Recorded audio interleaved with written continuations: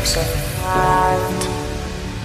Close your eyes and just stay tight. We have to go. Stay with me while we leave. Hey everybody, welcome back to my YouTube channel. For those out there that do not know, my name is Alicia and I'm a special events professional. And on this YouTube channel, we talk about wedding and event planning tips, inspiration. I give you direction for different tools. This is just the place that you need to be, especially if you cannot afford to hire a professional planner or designer for your event. I give you where we go. I give you a lot of information in these videos and definitely in my description box, different places that you can shop at, that I personally shop at when I'm doing events. And this is how you kind of upstart and jump forward in the right direction for your wedding or event. So don't think that all hope is lost, even if you can't afford to hire a professional. Come here, learn the information. I have a podcast, the link will be below. I have other videos, to hit the subscribe button and play around and look at the different tutorials and different information that I have, different videos and stuff like that. But definitely listen to that podcast and follow that podcast, because I have over 100 episodes and it's all based upon wedding and event content, helping you plan, helping you design different hurdles and all types of different stuff. So click the link below. And also, I also have a special link below for efavormart.com. I absolutely love them. It is a wonderful website that a lot of different designers use. They have warehouse prices, wholesale prices that are open to the public. So it's affordable but great quality material and stuff. So all that information will be down in the description box. So make sure that you A, hit that subscribe button, B, hit the notification bell, and C, check the description box. So in today's video, we are going to be discussing how to plan your wedding correctly. How to plan your wedding or event correctly, because a lot of people, they don't know how to plan. They have never planned anything before, so they're just trying to pull bits and pieces together, and it just doesn't make any type of sense. So I want you to really pull out a notebook, follow this direction. Maybe I'll create like a little something, I'm not sure, and put it down below, but don't count me out. Don't bet on that. I'm not sure. But I want you to definitely really take notes on how to plan correctly when you're thinking about having some sort of event, when you're thinking about hosting something. This is how you plan it. So number one, what's the occasion? Wedding, baby shower, party. What is the occasion? Then I want you to write down 3 dates, okay?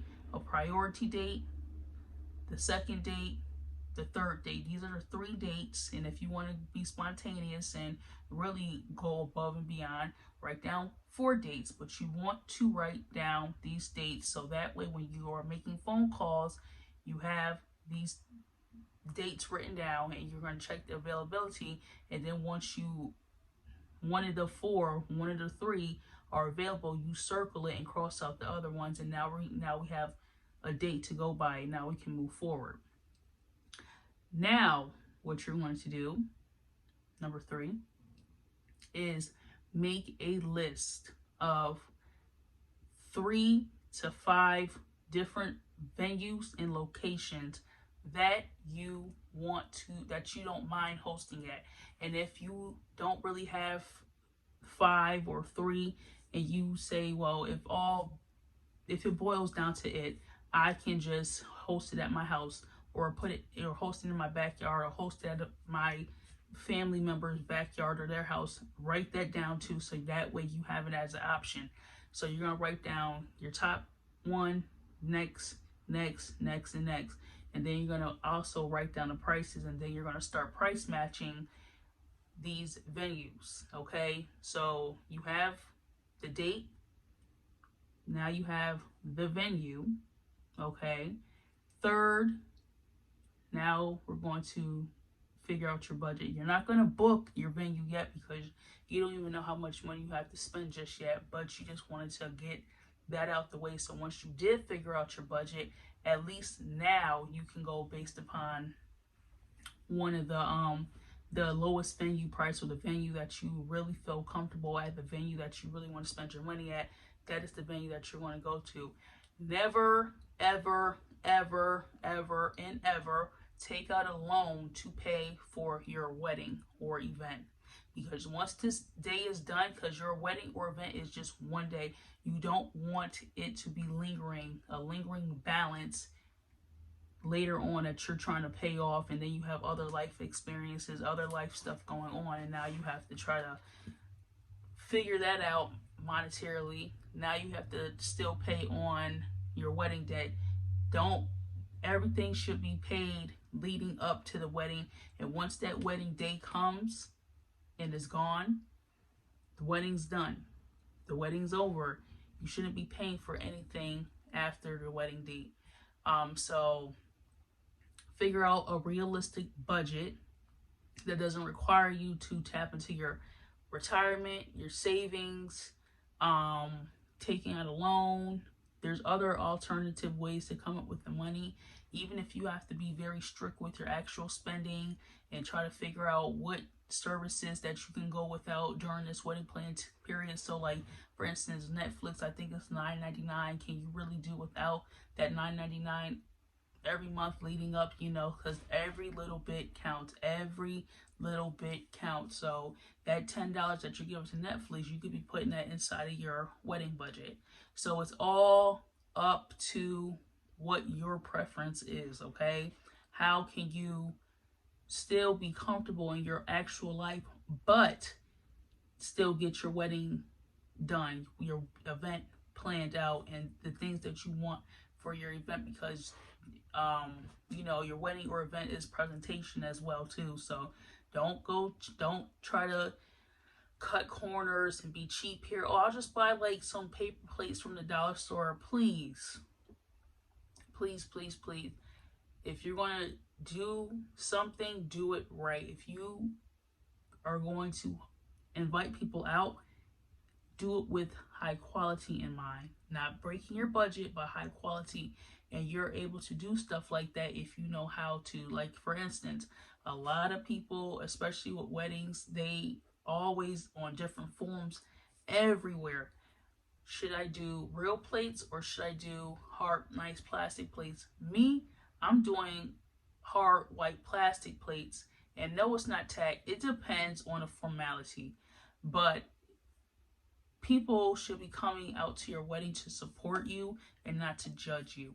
So if you can't afford to rent real china plates, then go ahead and do the hard, nice china plates. And you can also find that down below at efavormart.com. You just click that link and type it in the search bar. Hard disposable plates or disposable plates, and see what pops up. And they're real nice, hard. I buy them all the time for my events. Hard plastic plates that mimic real plates, and guess what? There's no cleanup afterwards. There's no mess. Well, it's going to be mess because people are eating, but it's no additional cleaning up and washing and hauling and saving for. It's none of that. Once the food is consumed, the guests can throw the plate and cutlery away. But again, it's all up to you, your preference, and what you can afford to do. So we're going to double back around. So I'm going to try to put something up on the screen. So we're going to do the date. Then we're going to do the venue. Then we're going to figure out a budget. Okay. So once we figure out all of that, then we're going to make the guest list. Do not get invite happy, okay? Do not get invite happy, because once you get invite happy, you start inviting this person, this person, this person, this person, this person, this person, all these people that A, you don't even speak to, B, you probably don't really like them, and they probably really don't like you.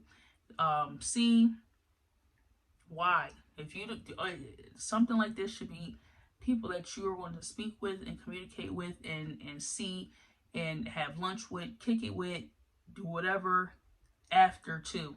Not just for the moment, but somebody that you're actually going to keep in contact with after the wedding or event is done.